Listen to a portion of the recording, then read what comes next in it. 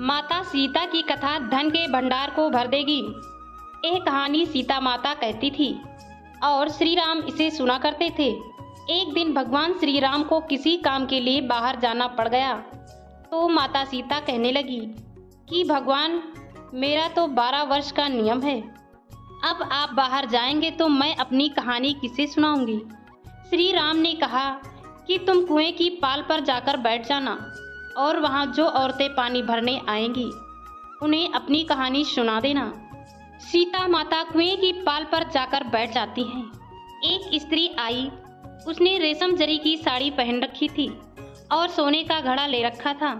माता सीता ने उसे देख कहती हैं कि बहन, मेरा 12 वर्ष का नित्यनेम सुन लो।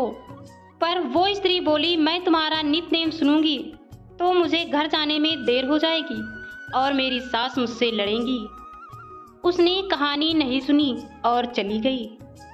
उसकी रेशम जरी की साड़ी फट गई, सोने का घड़ा मिट्टी के घड़े में बदल गया।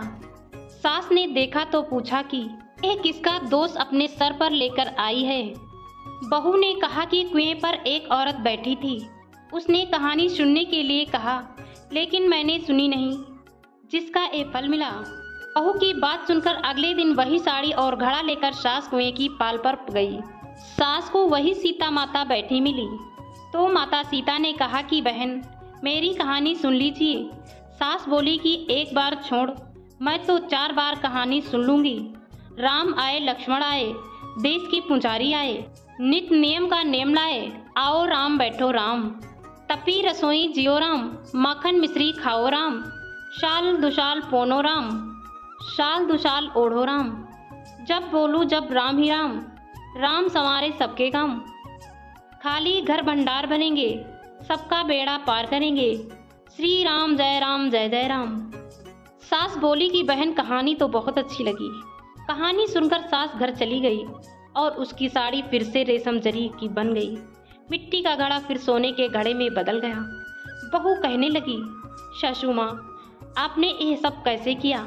सास ने कहा कि बहुत दोष लगा के आई थी और मैं अब दोष उतार कर आ रही हूँ। बहू ने फिर से पूछा कि वो कुआं वाली स्त्री कौन है। सास बोली कि वो सीता माता थी, वो पुराने से नया कर देती हैं, खाली घर में भंडार भर देती हैं, लक्ष्मी जी का वास घर में कर देती हैं, आदमी की जो भी इच्छा हो उसे पूरा कर देती हैं।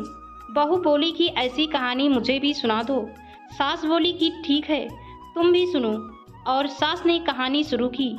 राम आए, लक्ष्मण आए, देश के पुजारी आए, नित्य नेम नियम का नियम लाए, आओ राम बैठो राम, तपी रसोई जियो राम, माखन मिश्री खाओ राम, दूध बतासा पियो राम, सूद का पलका मीठो राम, शाल दुशाला पोठो राम, शाल दुशाला ओढ़ो राम, जब बोलो जब राम ही राम, राम संवारे सबके काम, खाली घर भंडार भरेंगे, सबका बेड़ा पार करेंगे, श्री राम जय जय राम।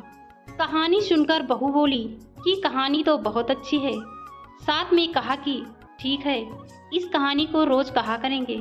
अब सास बहू रोज सवेरे उठती, नहाती धोती और पूजा करने के बाद नित्य नियम की सीता की कहानी कहती।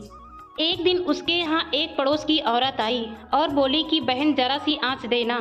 तो वो बोली कि आँच तो अभी हमने जलाई ही नहीं। पड़ोसन ने कहा कि तुम सुबह 4 बजे से उठकर क्या कर रही हो।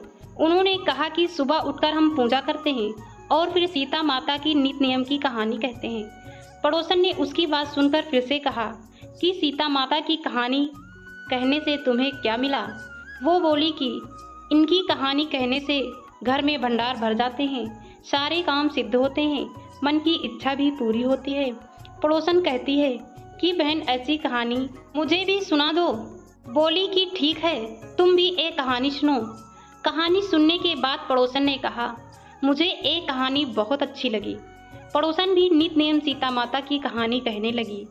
उसके घर में भी धन के भंडार भर गए। दोस्तों, आज भी बिहार, हिमाचल प्रदेश, हरियाणा, उत्तर प्रदेश के कुछ क्षेत्रों में आज भी एक कथा सीता जयंती पर चाव से सुनाई जाती है।